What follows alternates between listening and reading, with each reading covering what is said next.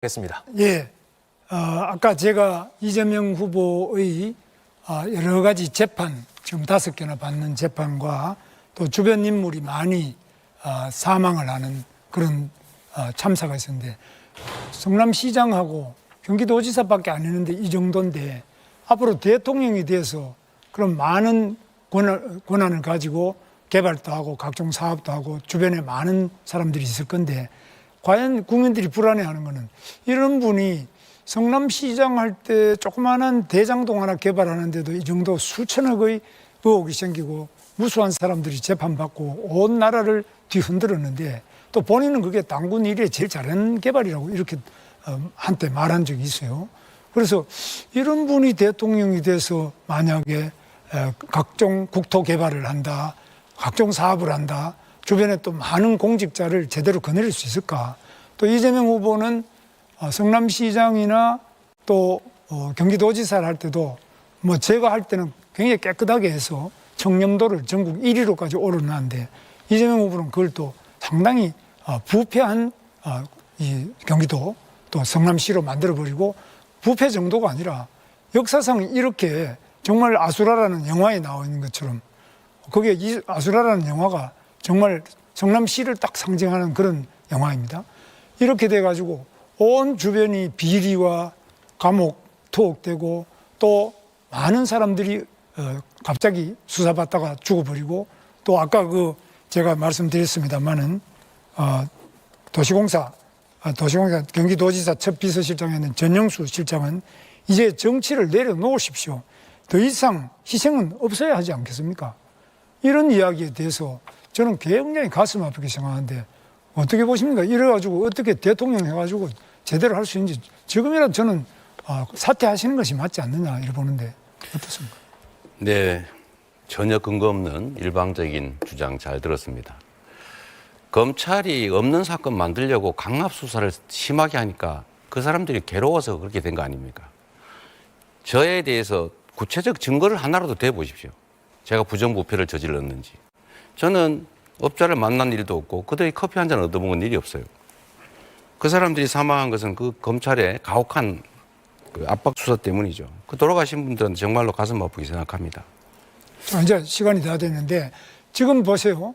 그런 식으로 지금 보면 법인카드 문제든지 여러 가지가 이미 유죄 판결이 다 났고, 또 대북 송금만 하더라도 그 부지사, 이화영 부지사가 지금 7년 8개월 받았잖아요. 감옥에 앉아가 있고 다 지금 현재 유죄 판결을 받아가지고 있는데 증거가 하나도 없다. 그럼 무슨 증거를 원하십니까? 그동안 검찰의 공소장이다, 재판의 판결문이다, 유죄 판결이 다 나가지고 많은 사람들이 이 오죽하면은 전영수 경기도지사 첫 비서실장은 유서에서 그랬습니다. 유서에서 이제 정치를 내려놓으십시오. 더 이상 희생은 없어야 되지 않겠습니까? 이분이 돌아가시면서 괜히 그러면 허위 사실을 유포하겠습니까? 여기에 대해서 저는 이재명 후보가 지금이라도 이 대통령이라는 자리는 엄청나게 윗물 중에 윗물인데, 윗물이 맑아야 아랫물이 맑지. 대통령이 이렇게 부정부패와 온갖 그 의혹을 가지고 재판을 받아야 되는데, 자기 재판은 또 안 받겠다고 전부 재판 중지법을 만들어가지고 다 수도하고, 자기가 하는 여러 가지 것들은 예를 들면 공직선거법상 허위사실 유포죄 이런 거는 아예 그 행위 자체를 없애버리는 이런 법을 고쳐가지고 내가 지은 죄는 아예 죄목 자체를 없애버리자. 세상 전체에 이런 핵의 망측한 발상을 어떻게 할 수 있냐. 이런 분이 대통령이 된다면 이 나라가 어떻게 되겠냐. 정말 이낙연 대표도 괴물 국가라고 그랬습니다. 괴물 국가. 그래서 이 괴물 국가를 만드는 괴물의 그 우두머리가 바로 이재명 후보 아니냐. 그런 점에서 오죽하면 이낙연 후보가 저를 지지한다고 하겠습니까? 그분이 저를 지지할 때 얼마나 많은 부담이 오겠습니까? 여기에 대해서는 우리 이재명 후보께서 반드시 그 답을 해야 된다. 이걸 돌려봐서 안 되잖아요. 근데 또 형님도 그렇지 않습니까? 이재명 후보 형님께서 정신병원에 강제 입원하려고 그러다가 우리 구성숙 우리 보건소장도 잘 아실 거예요. 그런 분들이 다 그냥 안 된다고 했는데, 그래 무리하게 하다가 결국은 형님 돌아가셨죠.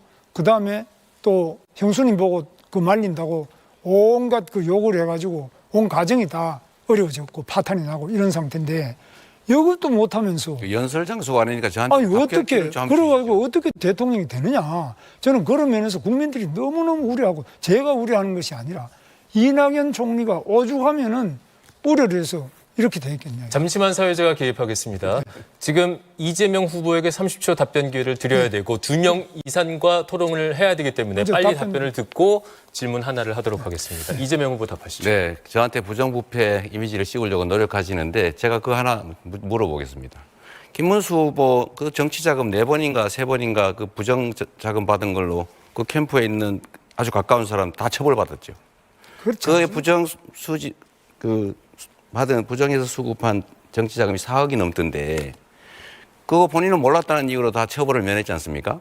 본인이 진짜 뭐- 몰랐어요. 그럼 부하들이 다 그 책임을 지면 그 김문수 후보님 주장에 의하면 연대 책임으로 당연히 책임을 져야 되는 거 아닙니까? 아니, 제가 알지도 못하는 일에 대해서 왜 제가 책임을 져야 됩니까? 제가 근데 잠시 문제가- 사회자가 개입하겠습니다. 시간이 남지 않아서 한 명에게 더 질문을 하고 답을 들어야 예, 2명 이상 토론이 가능합니다. 제가 문제가 있다면 당연히 처벌받았겠죠. 제가